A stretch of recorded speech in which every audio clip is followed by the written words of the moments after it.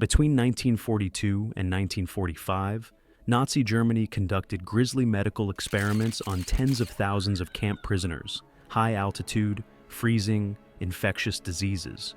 But some of the cruelest tests were never spoken of.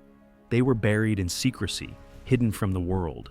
At the core of Nazi ideology lay the pursuit of a pure Aryan race. The 1933 law for the prevention of hereditarily diseased offspring legalized forced sterilizations of those deemed unfit. By 1939, over 350,000 Germans had been sterilized under these eugenics laws. But the regime's ambitions went further, beyond removing defects. They sought methods for mass, efficient sterilization, and lethal testing, turning doctors into instruments of genocide. At the heart of this dark enterprise stood one man, Dr. Karl Clauberg. Born 28th of September, 1898 in Wupperhof, Germany, served as an infantryman in World War I, then studied medicine at Kiel, Hamburg, and Graz. By 1933, he joined the Nazi Party and rose to associate professorship in gynecology at Königsberg University. A specialist in female reproductive hormones, Clauberg earned a habilitation in 1937 for his work on progesterone. His research captured the attention of Heinrich Himmler, who saw in Clauberg's methods a tool for racial engineering.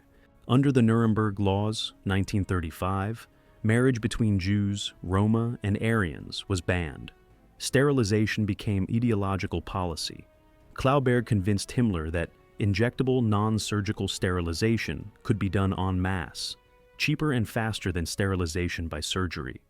In December 1942, Clauberg wrote to Himmler himself, "One doctor, with 10 assistants, could render thousands of women infertile in a single day." Himmler approved. Clauberg arrived at Auschwitz II Birkenau in December 1942.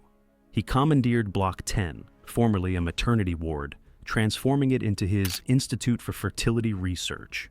There, he and a team of 12 SS doctors conducted experiments in utter secrecy. Women, mostly Jewish and Roma, were selected for medical screening. If deemed unfit for labor, they faced lethal injection, gas chambers, or volunteer experiments. No one spoke of the pain, the infections, or the deaths that followed. Clauberg's signature method: inject caustic acidic fluid directly into the uterus. No anesthesia. The goal was to cause scarring that blocked pregnancy. Victims endured unbearable pain, severe infections, and often permanent organ damage. Unlike surgical sterilization, Clauberg's procedure, cheap, fast, repeatable, allowed thousands to be processed. In 1943 alone, over 700 women underwent his tests. Many died. Survivors were left sterile, diseased, or both.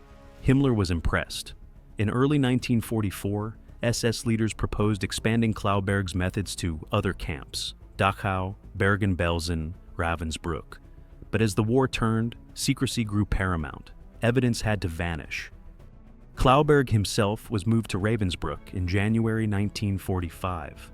There he continued sterilizations on Roma women, desperation mounting as Allied forces closed in. In late 1944, Himmler ordered the destruction of medical records, the decommissioning of labs. Block 10 was stripped, walls whitewashed. The Holocaust's darkest secrets were almost erased. On January 27, 1945, Soviet troops liberated Auschwitz. They found Block 10 empty, only discarded lab glass, broken syringes, and a handful of survivors to tell the tale.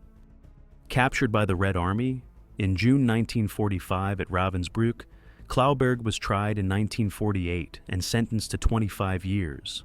Yet in 1955, under the Adenauer-Bulganin Exchange, he was released, returning to West Germany to practice medicine once more. Public outrage forced his rearrest later that year. But before a German court could try him, Clauberg died in prison in August 1957, ironically never fully judged for his crimes. Today, memorials stand on the grounds of Block 10, a solemn reminder that medicine must never again serve genocide.